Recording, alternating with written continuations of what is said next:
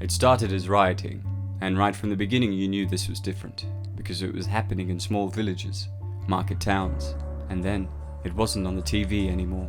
It was in the street outside. It was coming through your windows.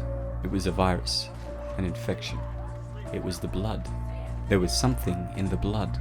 By the time they tried to evacuate the cities, it was already too late. The infection was everywhere. The army blockades were overrun, and that's when the exodus started. We evaluated overall trends in deaths due to infectious diseases. Looked at in this way, infectious diseases haven't gone away. They have increased as a cause of death in recent years after decades of decline.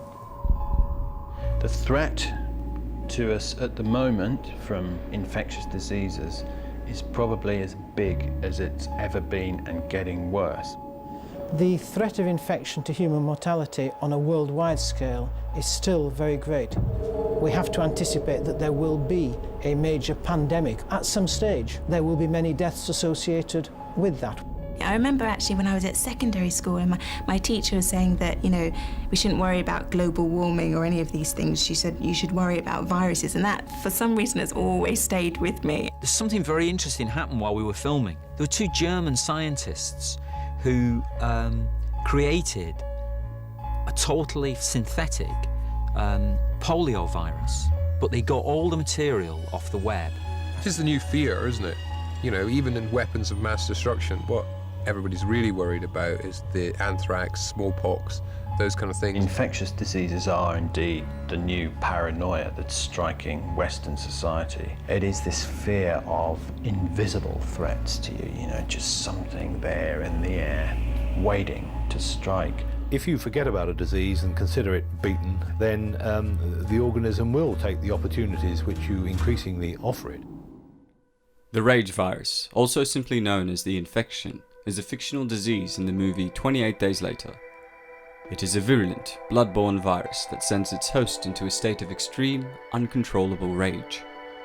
Cambridge scientists Clive and Warren were hired to try and isolate the specific neurochemicals that cause anger and excessive aggression in humans in order to develop an inhibitor that regulates anger control issues.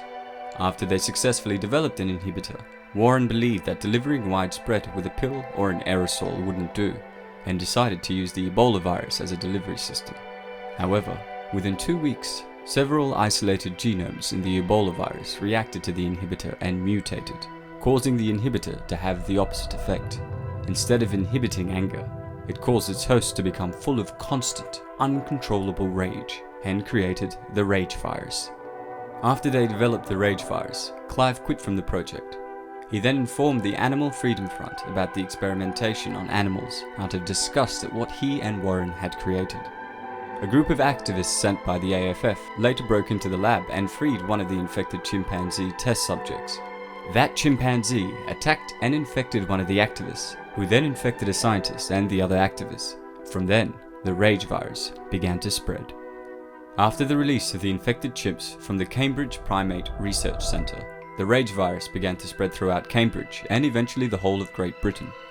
At first, the effects of the virus were regarded by the media as rioting, but they were soon discredited by the public as the infected were attacking small villages and market towns as well as the major cities. 8 days after the infection was released, the Prime Minister declared a state of emergency and martial law was imposed. However, the military blockades protecting London and Manchester were overrun by the infected, causing the remainder of the panicked public that was not already infected to try and evacuate the country. This exodus ended when, 15 days after the rage virus was released, Great Britain was quarantined by NATO and the United Nations. Within the next 13 days, British society broke down and Great Britain was overrun by the infected and destroyed by the rage virus. Apart from the few scattered survivors, the rest of the British population were either dead, infected, or had escaped during the exodus. After the original outbreak, the infected gradually began to die from starvation. 6 months after the initial outbreak, nearly all of the infected in mainland England had died, although there were still some infected north in the mainland, particularly in Scotland, who were more recently infected and had therefore not starved to death. At some point, months after the original outbreak, the rage virus spread from mainland Britain to Shetland. The island was secretly quarantined by the American military, and the infection seemed to overrun the island. After most of the infected died, the US Army began to repopulate London on the Isle of Dogs, while their forces decontaminated the rest of the city. Unfortunately, 28 weeks after the original outbreak, Alice Harris, an asymptomatic carrier of the rage virus, was brought into the safe zone, District 1. Alice reunited with her husband Don, but unknowingly infected him with rage through a kiss.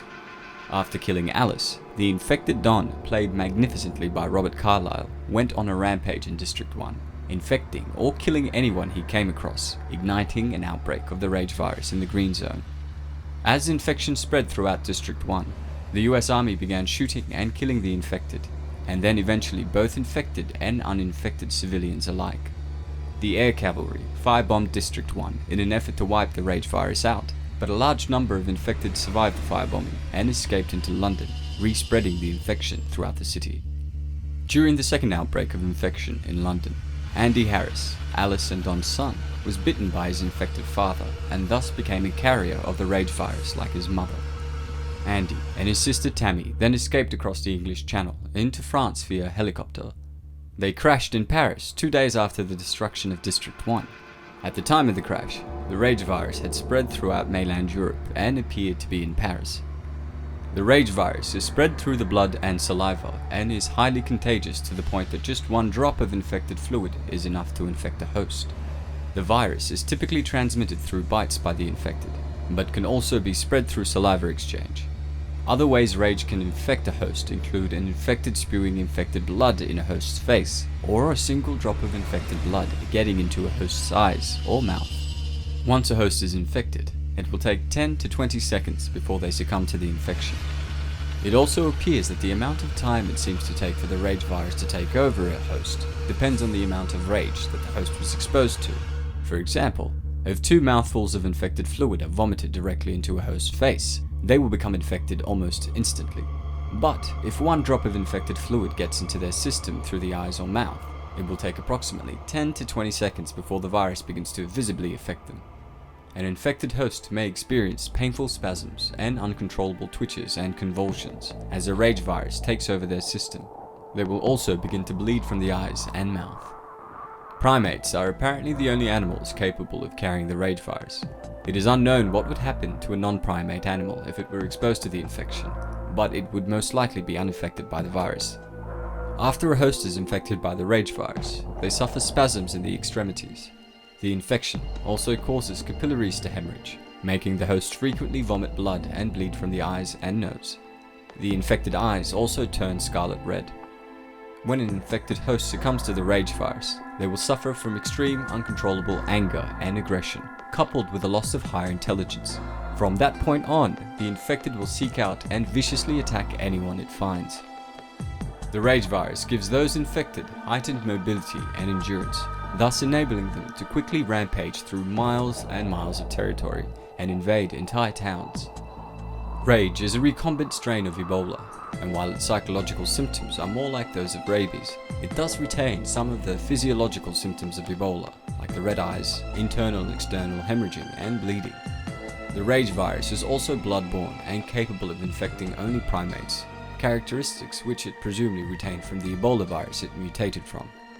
Certain people, such as Alice and Andy Harris, possess a natural immunity to the symptoms of the rage virus. If the rage virus infects one of these immune people, they will become a carrier of the disease, but will remain immune to its effects. Carriers are still capable of infecting others though, as their blood and saliva still carries the virus, but they will not display any symptoms of infection themselves, except for the left eye's sclera partially turning red. There were only 2 known carriers, Alice and her son Andy. Scarlett Levy believed that a carrier's blood could be used to find a vaccine, or possibly even a cure for the infection, but Alice was killed before any research could be conducted, while Andy's fate and whereabouts after the rage virus spread to France is unknown. Many are waiting for a return to normality, but if you look at the whole life of the planet, man, has only been around for a few blinks of an eye. So, if the infection wipes us all out, that is a return to normality. I hope you guys have enjoyed this explanation. I'm curious to hear your thoughts in the comments below. What do you guys think about the rage virus? Do you think we'd be able to contain an outbreak in a major city? or would the city and the world eventually fall to ruin? Unfortunately, that's all that we have time for. If you enjoyed the video, don't forget to hit like and to subscribe to stay up to date on all my content. Alright guys, stay awesome. Niad here with Film Comics Explained. Thanks for stopping by.